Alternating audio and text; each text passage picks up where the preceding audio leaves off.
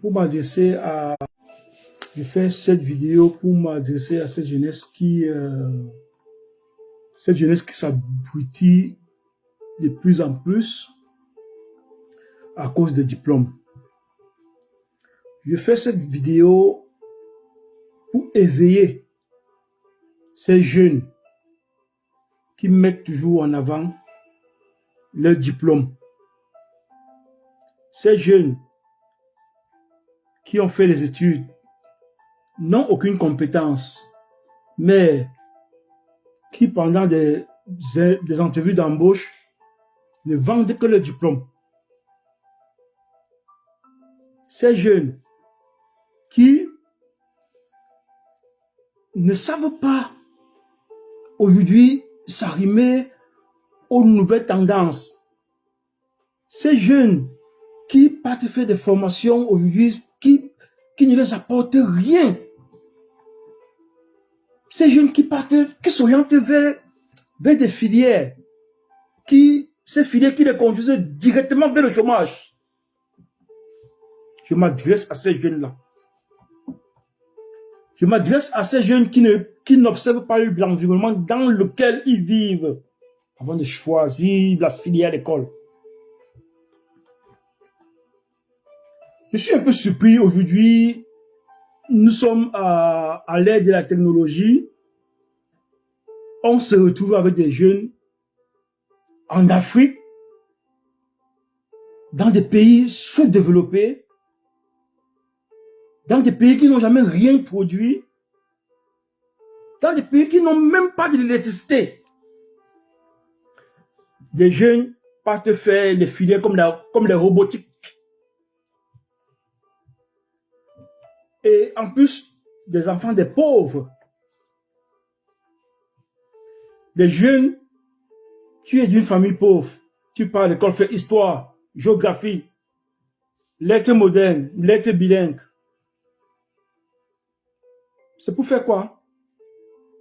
Pour aller enseigner. C'est tout. C'est pour l'enseignement. Aujourd'hui, moi je crois que chaque jeune doit plus regarder l'environnement dans lequel il vit. Un enfant qui est au Canada peut me dire aujourd'hui que je veux faire la robotique, je veux faire l'aéronautique. Mais moi je l'encourage. Il est dans un pays assez développé et il est dans un pays dans lequel il suffit de travailler à l'école, il suffit de travailler dur, choisir une spécialité, dire par exemple je veux être pilote et tu peux être pilote. Je veux être médecin et avec ton travail tu seras médecin. Pas un pays dans lequel tout le monde ne peut pas être médecin. Pas un pays dans lequel tout le monde peut être ingénieur. La chance n'est pas donnée à tout le monde, à toute personne de devenir médecin. Je prends le cas du Cameroun, où à notre époque, il n'y avait que le CUS. Et aujourd'hui, malgré le fait qu'il y ait des facultés de médecine dans toutes les universités, n'entre pas là-bas qui veut. Nous connaissons tous comment ça se passe au Cameroun. Nous connaissons comment ça se passe. Nous connaissons comment les jeunes font pour entrer à l'ENAM. Nous connaissons comment les jeunes font pour entrer à l'EMIA. Nous connaissons. Si un Camerounais te dit qu'il ne connaît pas, c'est que c'est un menteur. C'est qu'il n'est pas clair avec lui-même. Nous connaissons comment ça se passe. Je parle du cas du Cameroun parce que c'est le pays dont je maîtrise plus comment ça fonctionne. Chers jeunes, c'est bien, j'encouragerai toujours les uns et les autres de faire les études. J'encouragerai toujours. Parce que moi-même qui vous parle, je suis ce que je suis aujourd'hui grâce aux études. Je dis bien grâce aux études. J'ai passé malgré les difficultés, malgré la pauvreté accrue, je n'ai jamais abandonné. Parce que moi, dans mon esprit, je regardais, les parents n'avaient rien. Le seul élément, ma seule force ne pouvait être que les études. Le seul élément qui pouvait me sortir de la précarité ne pouvait être que les études. Pour cette raison, je n'ai jamais abandonné. J'ai toujours mis mes études devant. Mais nous ne sommes plus à cette ère-là aujourd'hui. Je vous assure, aujourd'hui, je n'encouragerai pas mes enfants. Je n'encouragerai pas mes propres enfants de faire certaines études. Je n'encouragerai pas mes enfants de passer le temps à un certain âge, au lieu de commencer à travailler et aller aux études, étant dans le travail. Je n'encourage pas mes enfants à passer le temps seulement à l'école, vieillir à l'école comme moi. Jamais. Je ne le ferai jamais. Vous qui êtes en Afrique et dans les pays comme le Cameroun, je vous dis encore bien, sachez comment choisir vos filières à l'école. Sachez comment choisir vos filières.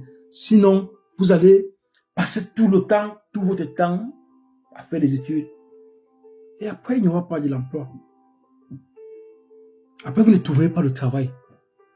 D'une part, parce que il n'y a pas de création d'emploi. Les gouvernements n'encouragent pas la création d'emploi. Le gouvernement même ne peut pas recruter tout le monde. Et en plus de cela, vous avez choisi des filières qui ne sont pas adaptées à l'actualité, au marché de l'emploi actuel. Donc, sachez comment choisir vos filières. Je vais vous dire, en Afrique, dans la globalité, plusieurs jeunes sont formés, mais n'ont pas de compétences. Ils sont nombreux à briller sur le papier, mais peinent à créer de la valeur dans la réalité. Pendant les entretiens d'embauche, ils sont là pour vendre les diplômes. Ils sont là pour vendre les diplômes. Mais ne vendez pas le savoir-faire. Ne vendez pas le savoir-être et le savoir. Mais mettez au devant le diplôme. Le diplôme n'est qu'un bout de papier, les amis. Quand vous partez vendre le diplôme, ça veut dire que vous vendez le papier. Vous ne vendez que du papier. Le problème n'est pas le diplôme. Le problème, c'est le culte de diplôme sans compétence.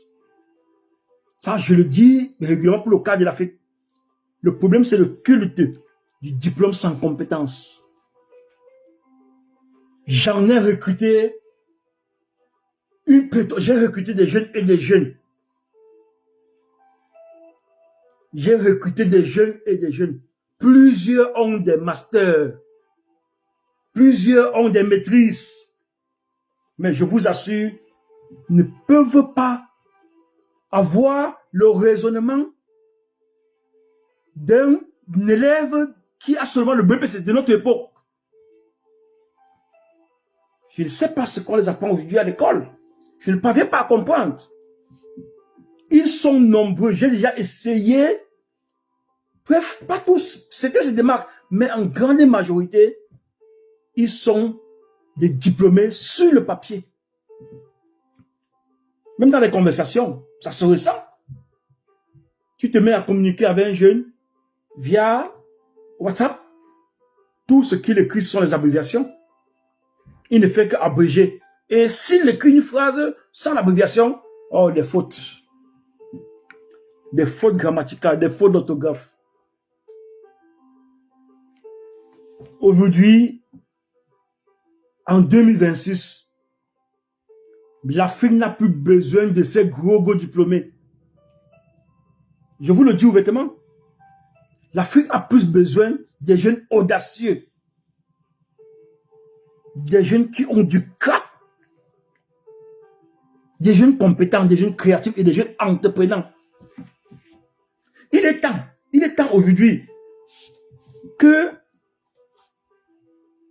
le gouvernement du Cameroun, en particulier, intègre dans les programmes scolaires l'entrepreneuriat, la résolution des problèmes, la pensée critique, l'apprentissage par l'action. Il est temps de préparer la jeunesse à créer et non à mendier pour un salaire.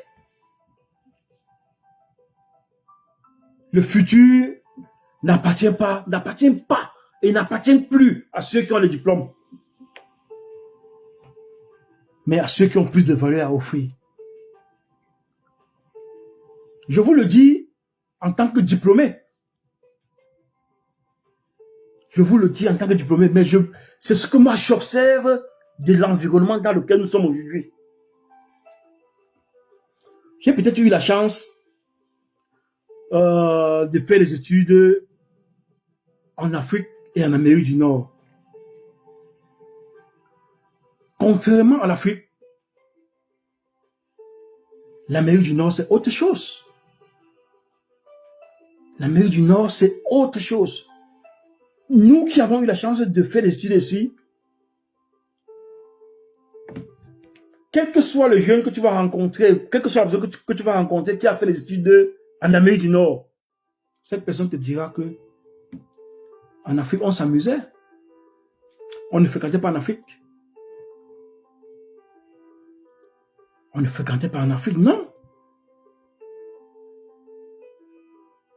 Ici, les programmes scolaires, on ne va pas à l'école pour apprendre l'histoire de Samori Touré, l'histoire de Douala Mangambel, qui ne nous apporte absolument rien.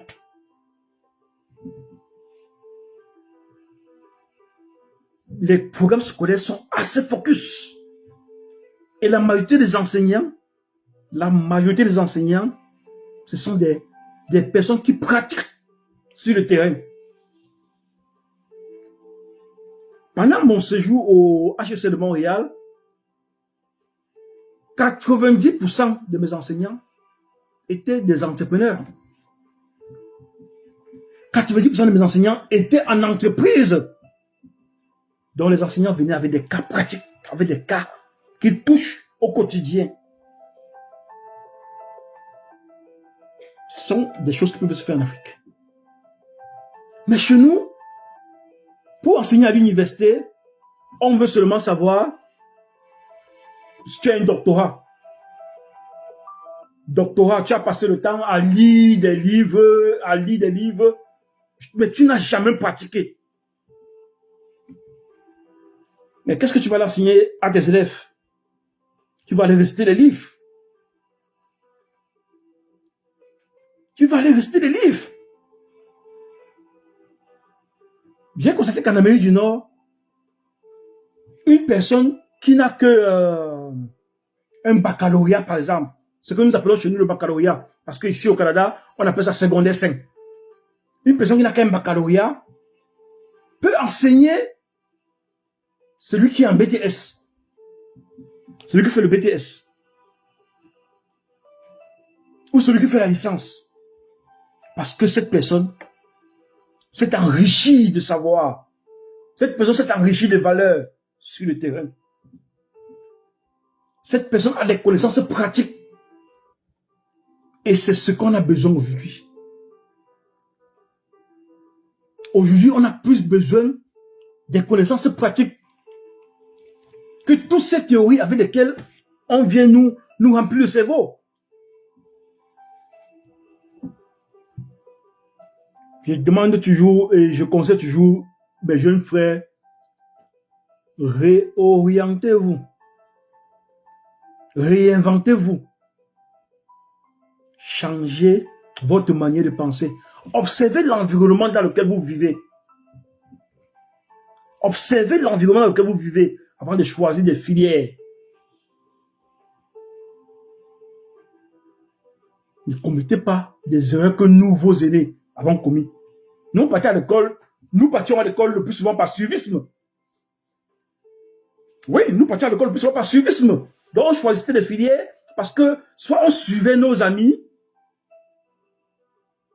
soit on regardait les voisins, soit peut-être le parent. Non, nous ne sommes plus à cette époque-là. Aujourd'hui, regardez ce qui va bien autour de vous. Regardez les filières qui donnent accès à l'emploi. Ne faites plus les choix n'importe comment. Ne faites plus les choix n'importe comment. Soyez aujourd'hui des diplômés avec compétences. Soyez des diplômés avec des compétences. Pas des diplômés sans valeur ajoutée en entreprise. Nous recrutons tous les jours et on est obligé de les former le B à bas. Tu recrutes un jeune qui te dit j'ai une maîtrise en marketing et gestion commerciale. Mais dès qu'il arrive en entreprise, quand tu parles de vendre un produit, tu lui donnes par exemple un produit que fais-moi la vente de ce produit. Tout ce qu'il doit raconter à son vis-à-vis, soit au potentiel client, il doit uniquement décrire le produit. C'est ce que nous vivons au quotidien. Parce qu'il est parti à l'école, l'enseignant a lu les livres, l'enseignant a même travaillé sur le terrain, l'enseignant est venu lui raconter ce qu'il a lu dans les livres.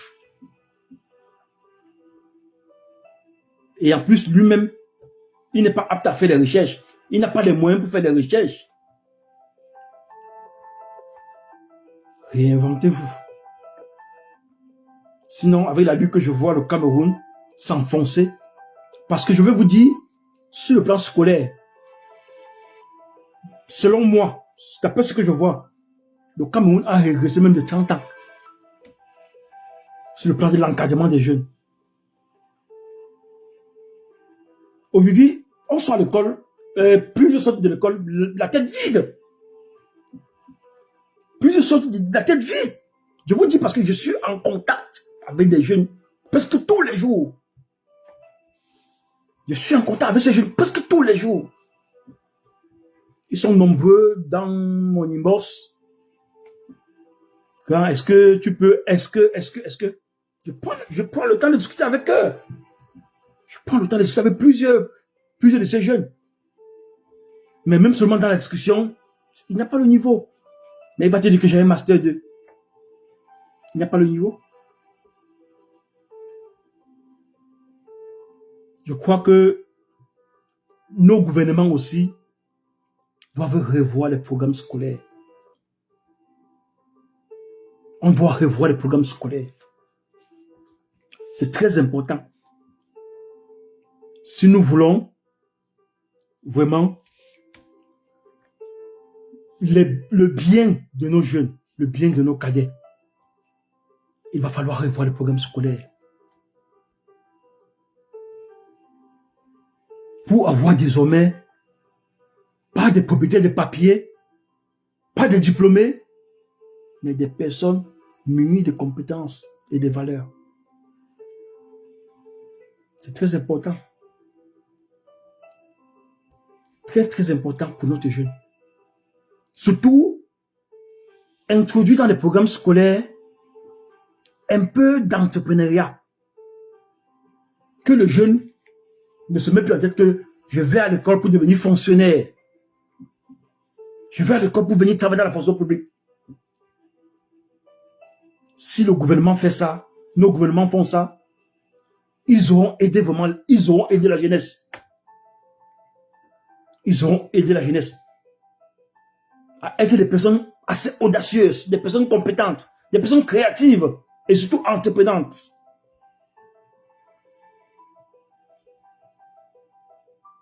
Je crois qu'il est temps qu'ensemble, les gouvernements, les jeunes même, qu'ensemble, qu'on puisse repenser d'abord le système éducatif, la manière de choisir nos filières et surtout le degré d'implication des uns et des autres.